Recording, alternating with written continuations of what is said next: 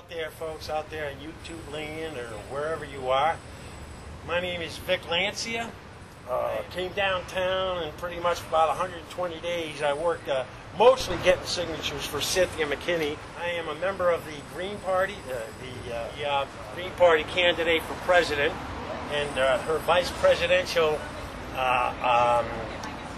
candidate is Rosa Clemente, a Puerto Rican hip-hop activist. But I tell you what, politically, it's kind of a sleepy town. Yeah. Unless you're like a real established political party. I found that in working to get signatures, a total of about 2,600, a few hundred for people running for local office for Congress in the 1st and 2nd districts. We couldn't get Cynthia McKinney on the ballot. We couldn't get enough signatures, so Ralph Nader called me up and asked me to get a few signatures for him, and I got some for him.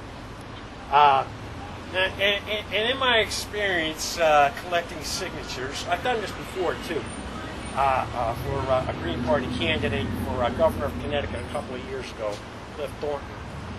His point issue was the drug war, which is really a war on poor people, okay, and African Americans and minorities, people who have money, including your people living out in suburbia.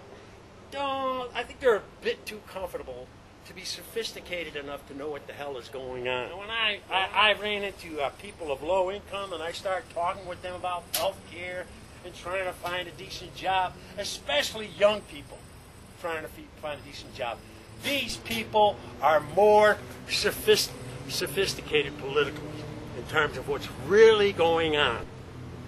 So anyway, look, folks, let me tell you, we've got to get off our feet and get a little bit out of our comfort zone if we want to do something to change this country. I've had people tell me I don't vote. I mean, that just boggles my mind because, well, what do you expect? We got 12 people willing to get a little bit, not too much, out of their comfort zone, because I know people are under a lot of pressure trying to make a living. Hello, my name is Vic Lancia. What can I do for you? Oh, you want to see what you can do about the sovereignty of American people? Folks, if you don't get out of your comfort zone and start doing something about it, okay, we're going to lose our sovereignty as American people. Right now, it's just a few very rich people that are running things. We're losing our job. They're going overseas. We have a broken health care system. We can't get decent jobs right here. We're treating people like dirt in this country, especially the art community, and especially the hip-hop community. Look, I was never a big hip-hop fan. I didn't like the misogyny and the bling and all that crap. But lately I've been hearing something called conscious hip-hop. Now, I'm an old guy, okay? I feel like conscious hip-hop could be the rebel music of the day, like rock and roll was in the 60s. But you know what happened to rock and roll, folks. It got caught up. It got co-opted by the big money. Now, when I hear conscious hip-hop about what's decent and what's right, my African-American brothers and sisters, all right, about what's decent and right, we're talking about health care for everybody, a living wage, decent jobs, and let's end that goddamn war over there.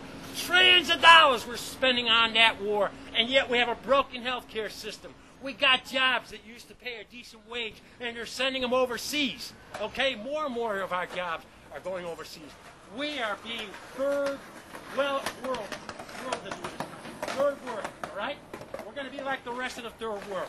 How many people are making a decent wage today? How many of you young people are looking forward to having a decent wage and to having decent health care? Look, it's up to us, folks. We've got to get together.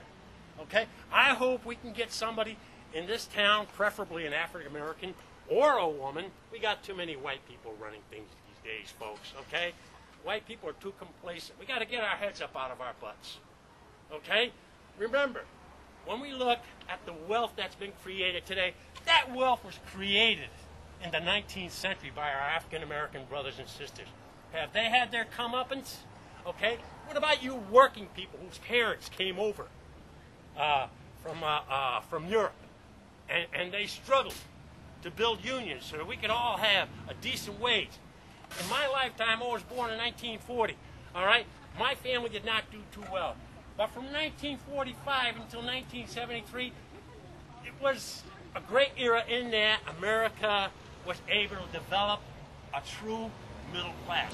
What's happened to that middle class today? I'll tell you what's happened to that middle class today. Greed. Greed of the very rich. By the way, that's what that war is about. Okay? War is good business. Remember that. War is good business. It's about profiteering. Same with healthcare. Greedy profiteering. All right? We got to get the insurance companies out. And then look at the local issues. What about housing? What about decent health care in this town? Okay? We could make it happen. You say, oh, we're not going to grow. Yes, we're growing. Green Party has like something over 250 positions in local office across the country.